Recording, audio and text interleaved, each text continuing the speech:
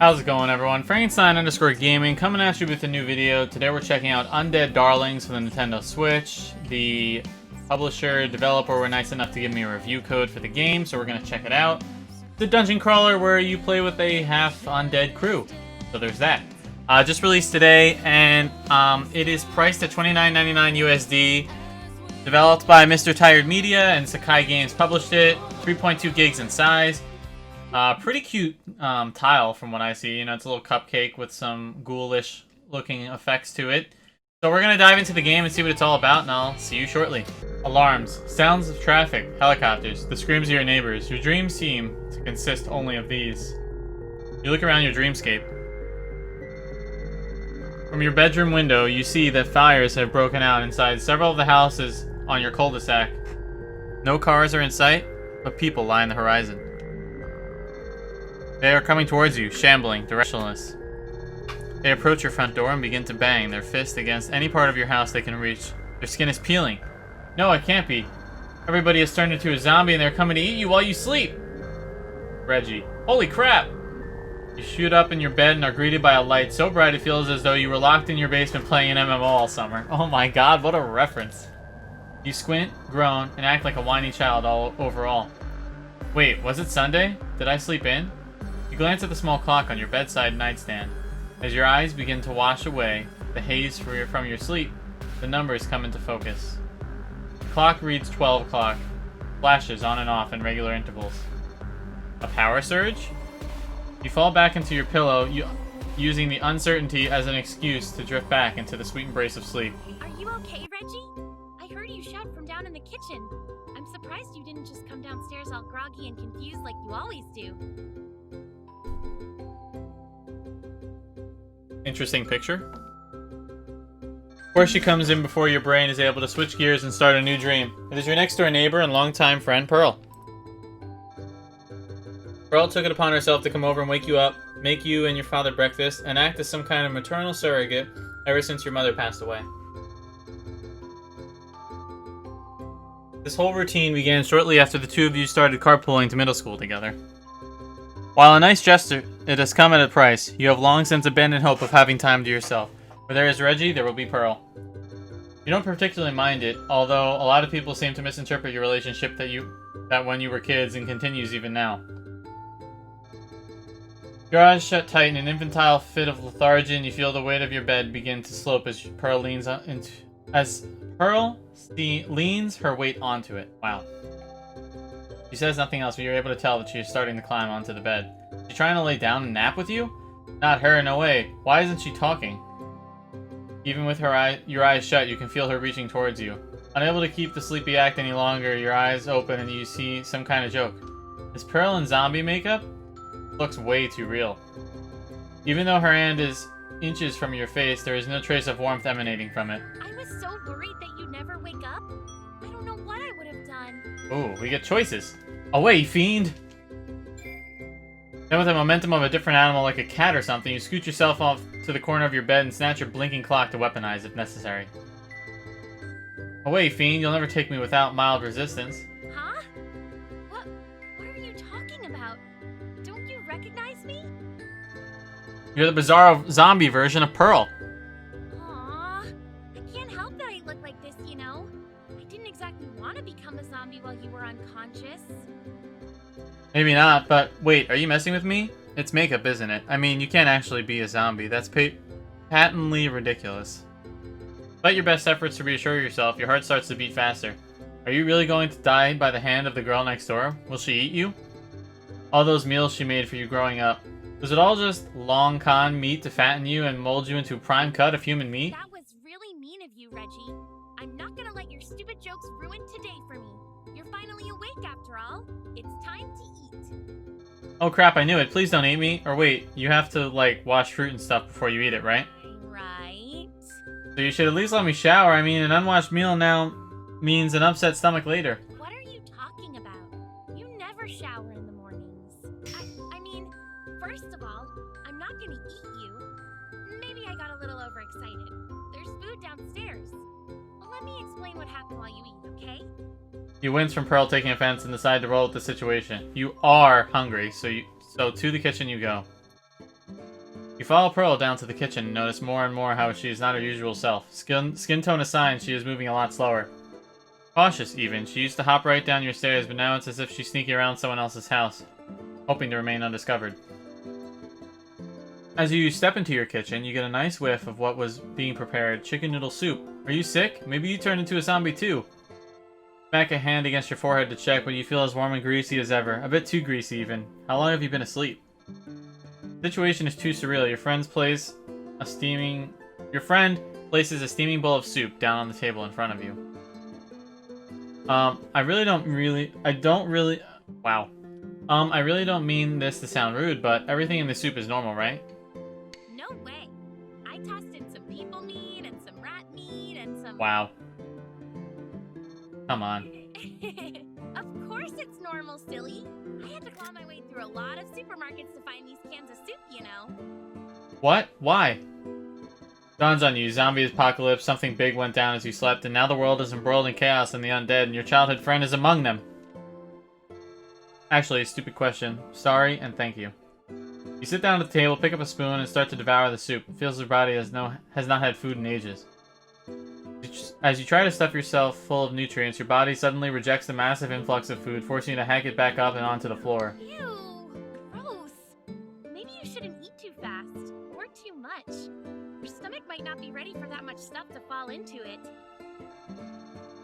Pearl grasps a fistful of neighbor towels, which you take from her so you can clean up your own accent like an adult.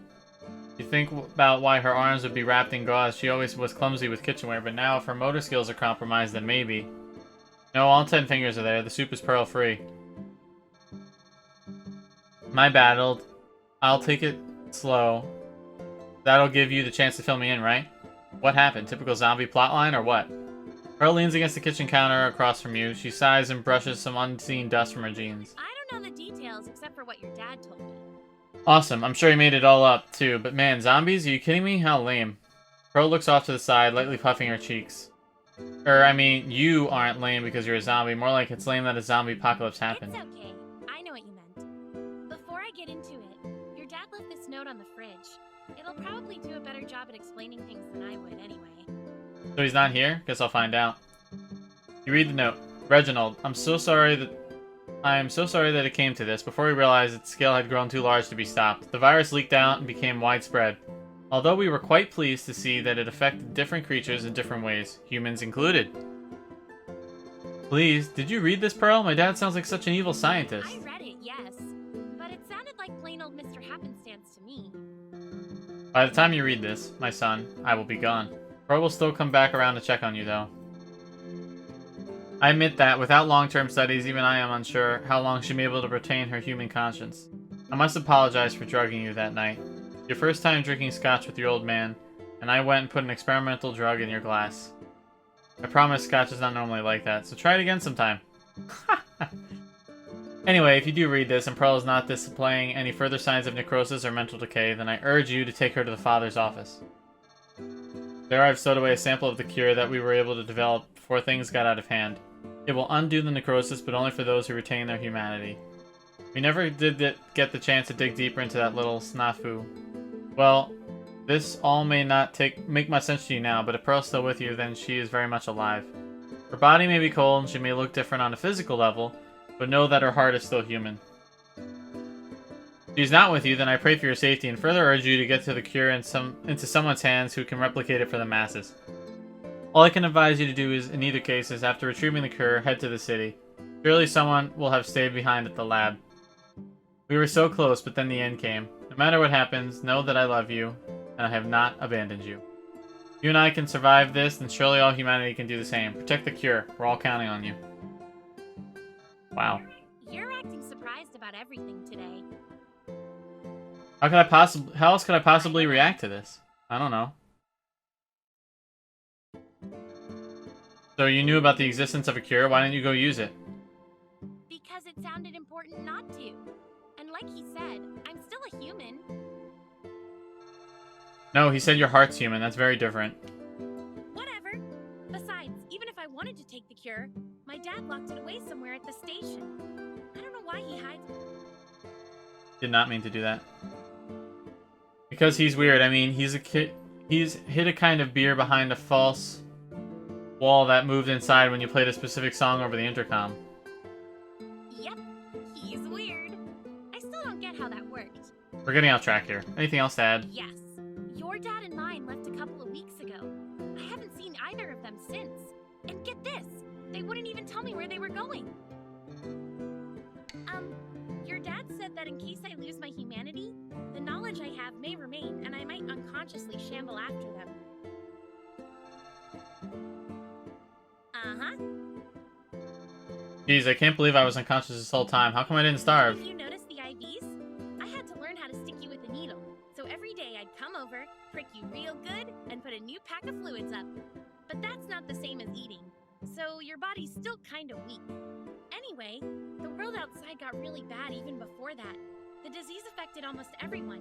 And just last week, we had another group of zombies wander through. Sometimes they'd try to get in here.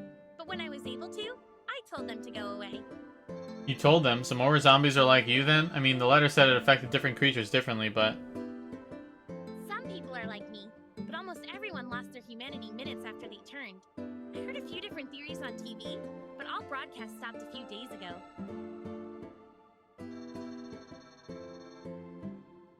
But when I was dreaming about all that stuff, fires, helicopters, sirens, zombies... Happened.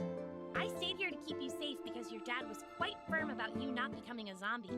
Evacuation efforts ended a week ago, and the zombies have all moved on in search of... well... Fresh meat? Yeah... You hear Pearl's stomach growl at the mention of meat. The back of your mind screams at you to run, but she has been looking after you for so long. Surely she would have eaten you by now if she really was a malevolent zombie, but... So what have you been eating? Maybe I don't need to know. So what about the other stuff in the letter, like going into the city? Is it safer there or something? I don't know. But supposedly some of your dad's co-workers hold up in safe zones where they can continue to work on a mass-producible cure. I have no idea where those safe zones are, though. Maybe our dads left some clues behind for us to find? There's a lot to take in right after getting up. I know. And you did such a good job. Well, that's everything I know. This can't be real. The world and your friends can't have changed this drastically. It can't be.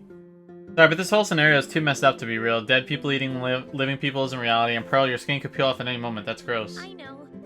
That's why I have these stupid bandages on. I know it's hard to understand because you were asleep, but... Her eyes well up with tears. Should she be able to cry if she's dead? Then again, you've seen her blush. None of it adds up. Sorry, I shouldn't shoot my mouth off until I know what the hell's happened to you. For all I know, you're the same, besides being, I don't know, kind of pale. You see that if the vehicle is some kind of extended cab truck, but it makes so very little sound. No, that's the first vehicle I've seen in days. Oh, man. Pearl approaches a front-facing window, peels the curtain to the side for an unobstructed view, and then gasps. It's a creepy-looking guy. He's got a really big shotgun, Reggie. Oh, in this situation, shotguns and zombies aren't a good combination. We just have to let him know we were here before he gets too much adrenaline pumping. If he's going to ransack my house for food or porn or ammunition, that's fine. We're not going to be here for much longer anyway. Okay, good plan. Wait, porn? Reggie, are you hiding bustlers again? Pearl stumps a foot before taking an aggressive, unanticipated step towards you, causing you to fall from your chair and onto the floor in a bout of fear and confusion. She grimaces on your behalf and bends down, offering you her hand. Oops. Are you okay? I'm sorry I yelled. I was so sure that I got rid of them all last time. Some things never change, huh? As two of you share a brief smile, reality sets in at the front door is kicked open with a deafening smash. A middle-aged man enters, his shotgun cocked and held near his hip. Turns to see a human on the ground and a zombie standing above him, one hand reaching down. What the hell?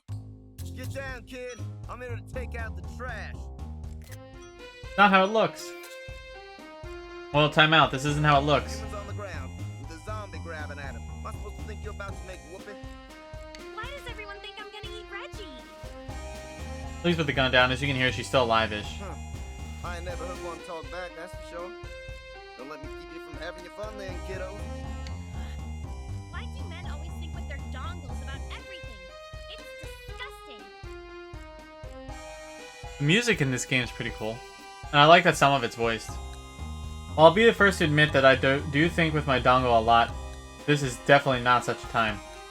The man takes a moment to let your words sink in, and and then rests a shotgun on his shoulder. Well, I owe you two an apology. Name's Buck, kid. I've been looting this stereotypical middle-class subdivision so I can keep on keeping on, but I picked this spot because I thought it was abandoned. Whoops, sorry about that. You're not wrong, the two of us are here despite everyone else being long gone. I'm Reggie and this is Pearl. Looting is a crime, mister. Have you tried to survive out there being all law-abiding, little zombie girl? It ain't happening. Little zombie girl. You decide to catch Buck up on your situation, hoping you can be able to fill in some blanks. You tell him about the letter your father, Pearl, and her father, and your plan to go to the police station to find the cure and gather clues about a safe place. Kinda gutsy to spill all them beans to a guy you just met. Lucky for you, I'm good people. I ain't gonna pop your heads like zigs and steal your top of the screen as it were. That makes no... Tell me, kid, how you planning to get to the police station? Got a car? Gas? It ain't a safe walk, that's for sure. Of course I have a car. I filled its tank right before all... Reggie? I wish the voices were a little louder. Well, my dad and your dad took the car. Oh, man. You mean my dad took my car? Sorry, Should have taken his own. but my dad needed one. Ours caught fire during the riots and panic. She trails off, her eyes glaze over as she recalls the events that you assume took her life. Oh, forget I said anything. How are we going to get there, then? I don't know. I thought you'd have a plan. Well, hey, I got a truck. One of them hybrid ones at that. I bought it mainly because I want to be a hero, save Earth 1 mile at a time. But it's also got plenty of space for you too. Heck, I even got myself an extended cab. You'd do that for us, but like you said, we just met, so why? Kid, you've seen the things I've seen, or done the things I've done. You count your blessings and accept the offer. But don't misunderstand. It's only because I'm all about stomping some zombie heads while you chase after this cure, yo. His voice does not match what he looks like. Yeah, Reggie. Count your blessings. He should be like way more rough and tough, not this gentle soul he looks like. How about it, kid? Wanna get moving? Your place, Pearl? Let me eat first. Buck, any stories? Not to be a jerk, but do you mind if I finish my soup first? I haven't eaten in weeks. It's really tasty, isn't it? Do you want a bowl too, Buck? You brewed up some fresh soup? I have been feeling a mite peckish. You and Buck sit down for a meal while Pearl watches in drool-infused silence. Pearl's soup is tasty, to be sure, but the situation is a touchy surreal. Are you done yet? Let's go. My dad took Jordan to the police station when he left, so we should go and make sure she's still okay. She's okay? So, this broad's alive? Oh, good question. Is she both okay and alive? Well, she's just like me. Well, if Jordan's at the police station, that means we can get her and the cure in one fell swoop. I'm ready to go. Then let's climb aboard. Did you know that my truck gets almost 20 miles to the gallon? I hate it already. Save your game? Hell yeah.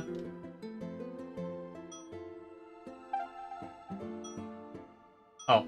Alright, we already saved. Cool. After an uncomfortable but quiet ride in Buck's truck, the police station looms into view. It has seen better days, and looks to be all but abandoned to say the least.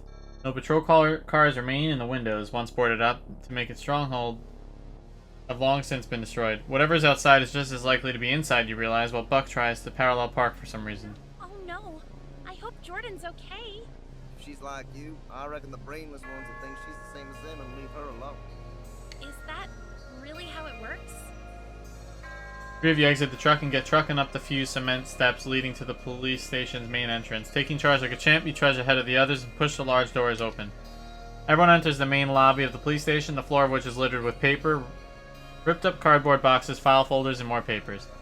Either this place was turned upside down in some desperate search, or zombies, much like dogs, enjoy tearing into a good cardboard box. Buck closes the doors behind you, and Pearl before joining you as you make your way to the reception desk with the main lobby. Pearl! And Reggie? Jordan pops up from under the reception desk. Based on her skin color and everything, every motion being a tad stiff, anybody else would have shot first and asked questions later. You glance over at a yawning Buck who has kept a shotgun on his shoulder all the while. What are you doing here? And who's that guy? Good to see you too. That's Buck. He's sort of like our mercenary. I'd classify myself more as a drifter, but hey. Jordan, are you okay? Is it safe here? Yeah, I guess I'm fine. Nobody else has been here. Oh, really? Did you get lonely? As if I get lonely. He smiled. Jordan was always easy to fluster, but Pearl was always quick to back her up. Reggie, stop it. Whatever. I said I wasn't lonely, so let's move on. If you say so, we'll move on and let you get back to being happy and not lonely underneath that desk. Hey, it's not like I asked you to come here. I mean, why would you want to anyway? Actually, about why we're here. Chew bubblegum, kick ass. Yes. Which one are you all out of, though? Oh, look at that reference! Max the reception desk with just a bit too much force. I said to stop. Jordan, don't egg him on. And Reggie, you gotta get serious about this. We're here for an important reason. You're right, my bad. Sorry, Pearl. So, why are you really here? Well, I guess we should explain it from the top. Good idea.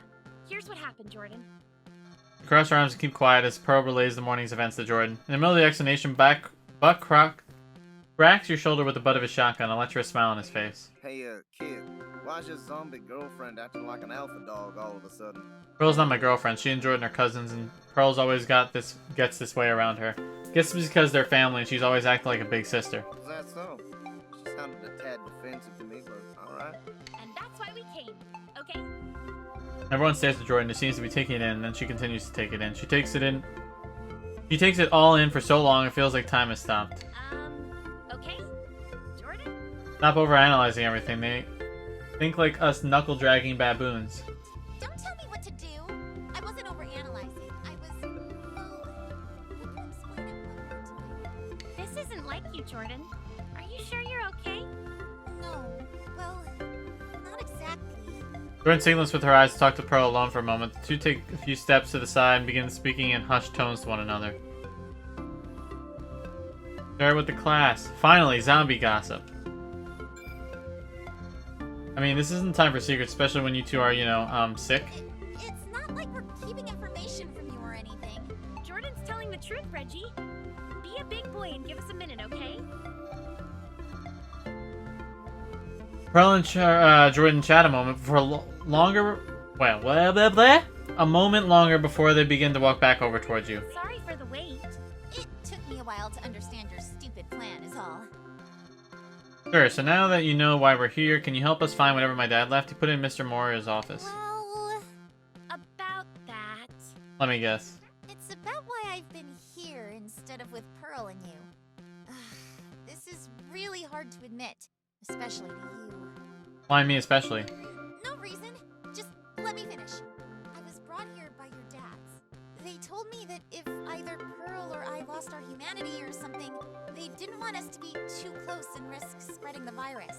I don't really get what they meant, but we're all okay, so it doesn't matter. Anyway, when we got here, I was taken to my uncle's office, and that's where they said they'd leave their stuff. But then they mulled it over before finally deciding to lock it all up somewhere else. They even gave me the security code. Great, let us know where and what the code is so we can get out of here. Actually, you see... I forgot, okay?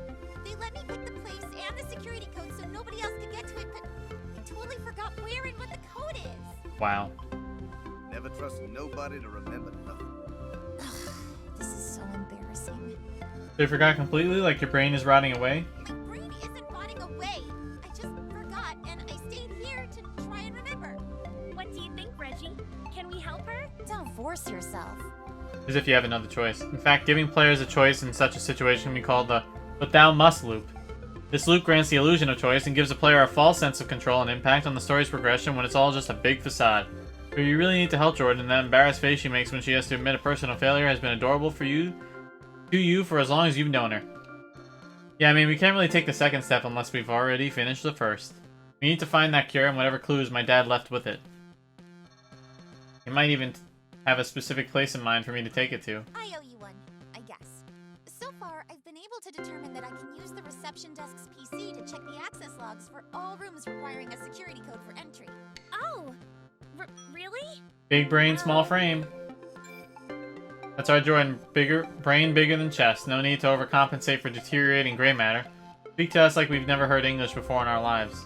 You say that like it's just saying that I can figure out what door was used last. That's probably where I put the cure.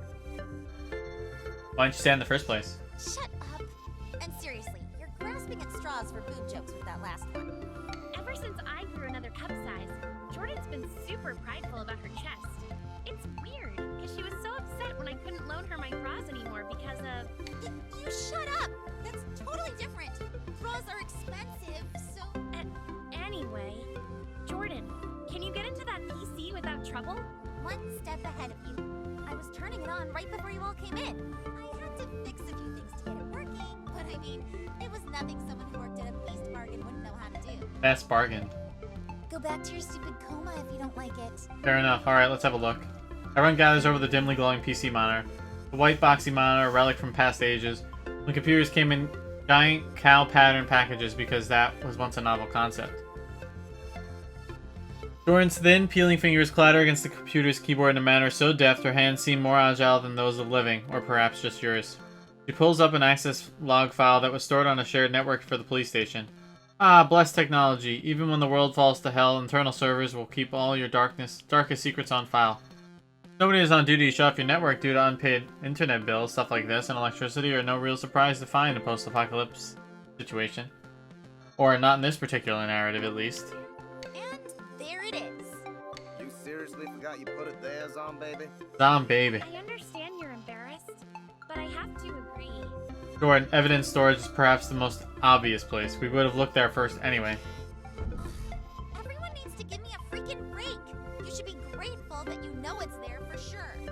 Now all we need to do is figure out the code, right? Any ideas? You. I've always left clues about decoding my ciphers somewhere far from the cipher itself, so that even if someone found it, they might not connect the dots. You must have pretty perverted secrets if they have to be kept under lock and key like that. I don't write perverted secrets in a diary using one of my ciphers. Just drop it, okay? Well, kid, looks like we have an objective now.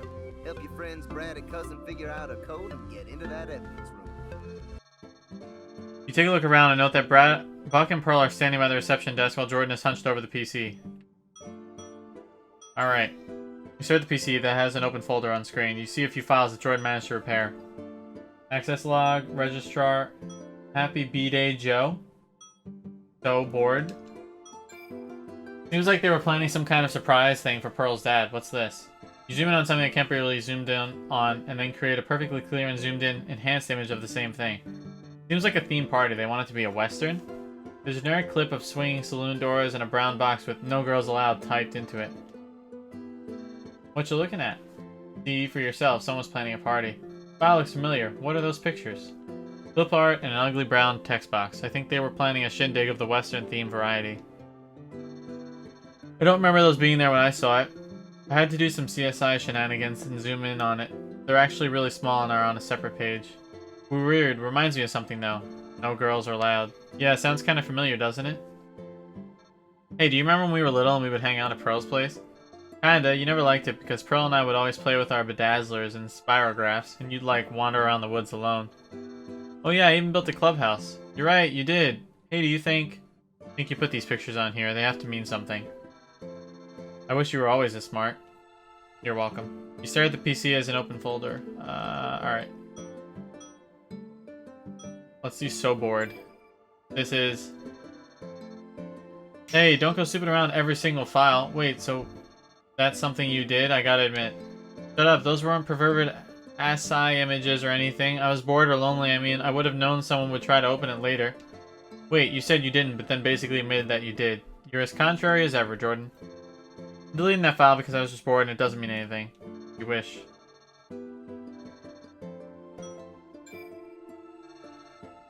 Last time a security code improperly entered was about the time Pearl said her folks came here. It was the evidence holding room, which I'm pretty sure is up on the second floor somewhere. No reason to go there without the code, but I guess looking around can't hurt. Seems to be official log of all people getting checked in or detained or something. Of course, nobody signed in when Jordan arrived. Everything's been offline for a while, I guess. Leave it to Jordan to get things back in working order. Whatever, let's Alt F4. You take a look around, note that Buck and Pearl are standing. Alright, let's see who... Let's talk to Jordan. Jordan? Jordan was either really thinking hard or she was focused on letting out a silent toot. It's not a low brain humor. We've all done it. Sorry about all this, I mean. It's not like you to apologize without Pearl telling you to. Can't help it, I get it. Yeah, but we have to assume the memories are in there somewhere, you know? Did you hang out anywhere else, or were you taken to any particular room in particular? All I know is that, like you said, they wanted to put the cure in my uncle's office first. Maybe we can look there? Hey Buck, any experience in cracking girl secret code? You know that's starved for a crude joke, kid. I'm taking my bait, huh? Then how about an inspiring story? Now you're talking. This is actually the second pop-up hut I've been in, you know? First time I was on the other side of the piece of glass. Not surprised you've been arrested once or twice. Just once. Misleading pustule of cynicism? It's funny, this is how our adventure started. See, I was in a group arrest because I was in some kind of riot downtown. Just some kind of riot? I think if you were rioting, you'd know what for. Hell no, kid. If I hear there's a riot just outside, you can be damn sure I'll be out then and raising a ruckus for fun. Not many opportunities to riot, know what I mean? Yeah, I guess. So anyway, I was one of the arrests made during that riot. Turns out it was less of a riot, more of a panic. One fellow they arrested was in an early stage of the whole infected virus thing. Still had some sense about him, but when he started eating his cellmates in the night, and the ones who were eaten came back, just like out of the old movies, could hardly believe it was some reality TV gimmick. As luck would have it, and also out of one of them old movies, the guard holding the cell keys on his belt was taken down with my arm's reach. I snatched the keys, snatched my freedom, and then snatched my shotgun back before making my way out of here. You have any cellmates? Sure did. That was a damn good story, Buck. Thanks, kid. You're a damn good listener. Hey, Reggie, stop talking to Buck and help us figure out Jordan's code. You can be such a procrastinator. Let's mosey. There, I'm going to check out Miss Mora's office. I'll hold the fort and holler if anything starts shambling through the door. Thanks, Buck. You're a radiant beacon of hope for all of us. Reggie, if you're heading out, you and me alone? Want to go with me, Jordan? Pearl can stay here with Buck. I'm sure it'll be totally safe to do that. Yeah, you're right, I guess. It seems there's no other choice but to accompany you. It's my fault for forgetting the code anyway. Pearl begins to pout in such an obvious and exaggerated manner that even Buck rolls his eyes. Reggie, I'm sorry, Pearl, but I don't want to leave anybody alone, and that includes Buck. Kid, the day I need a Zombarod to look after me is the day I get bit by those teeth of hers. See, I'm coming with you, so deal with it. Cool, it'll be like old times. Okay, Reggie, let's roll. We'll be back, Buck. You are in the police station lobby. Explore, world map, Buck's truck, Buck's battle corner, settings. Alright, let's go west. A group of enemies approaches. Jordan attacks Cupcake for S4. Progress block. Whoa, what's happening? Jordan was defeated. Pearl was defeated? Oh, is this just loading for something? Super copyright system portable RGB plus SCSP. Alright, let's get into some action. This is a first-person dungeon crawler. We did have a little bit of, what do you call it? Story to go through, but it's alright. Hey, what's this? What, the floating cupcake? Yes, it's obviously a batch of enemies for us to fight. Oh, so we have set encounters to deal with. Let us duel them to the undeath. Slow down there, loot donkey. Take a look at the baddies in that cupcake. Suppose there are several sprinkled atop the icing, so to speak. These cupcakes are meant to keep us away. The enemies in these set encounters are stronger than the ones we'll run into as we're exploring nearby. So we shouldn't always run into the cupcakes whenever we see them. I guess it's safer for all of us if we approach them once we're prepared. That's the gist of it. I tried to beat one of them groups up by myself before you two, and that weirdo you call Buck decided to show up. Let me guess, you had run away with your twin tails behind your legs? Just to clear from me and steer clear of those floating icons unless you feel confident. Is it neat when Jordan teaches this thing, Reggie? It's unusual, that's for sure. Joke all you want, but don't blame me if you force us to fight one and we end up all dead meat. Again. Challenging, boss encounter, standard. Got it. Purple icons denote stronger groups, and you can't escape them. Finally, red icons denote boss encounters. Bosses are super duper challenging, so get on everyone optimized. Non-boss icons can be dealt with once you feel that the enemies are in the area and no longer pose a significant threat to your party. Oh, and greens respawn when you leave and enter.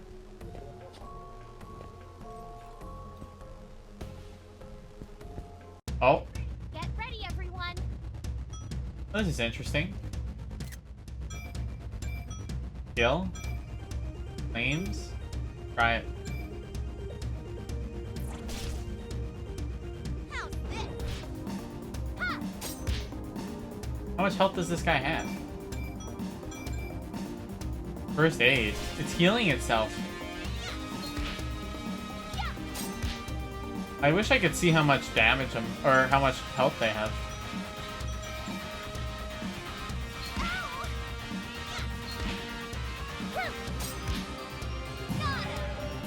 Ooh, we did it. Too bad. You lose. Wow, we only got 1 XP for that.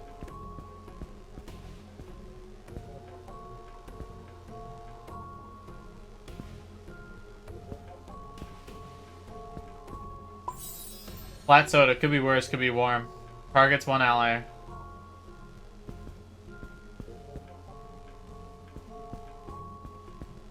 Not quite real armor, cookie tray, but adequate for fending off front or rear attacks when equipped via suspenders.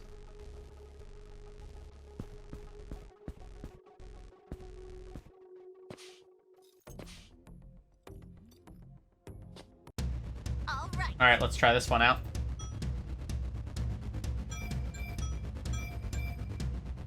These enemy types are interesting. Oh, he has health now.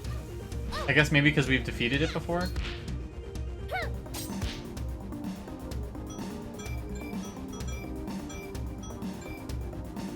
Try the flames on the egg. There we go. Ow! Same thing.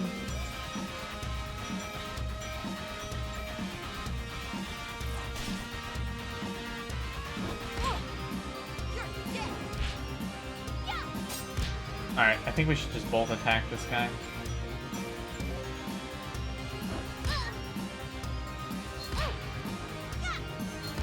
There we go.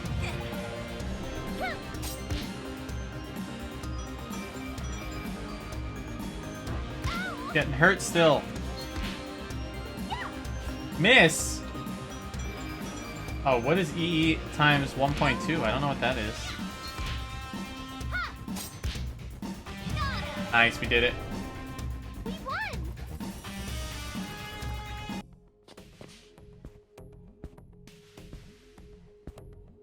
Hold on, something's bugging me. Great, now what now? I mean, you're both zombies, that I get, but eggs, crows, what's the deal with those? And do my eyes deceive me, or is everything cast magic spells now? What do you mean? None of that makes any sense in the real world. Oh, wait, didn't you explain anything to him, Pearl? Oops, I kind of forgot about that stuff. Figures. Alright, Reggie, listen up. The undead are just the tip of the monster iceberg. I guess it's all new still to you, but trust me, there's some weird stuff out there. Kinda wish I turned into one of those cute egg things. Don't be gross, did you see their leg muscles? Knowing Pearl, she'd trip immediately and have 2 big girls with mush for brains. My brain isn't mush, it just hurts and sometimes I don't remember things right away, that's all. Ever the contrarian, you didn't explain how magic is a thing now.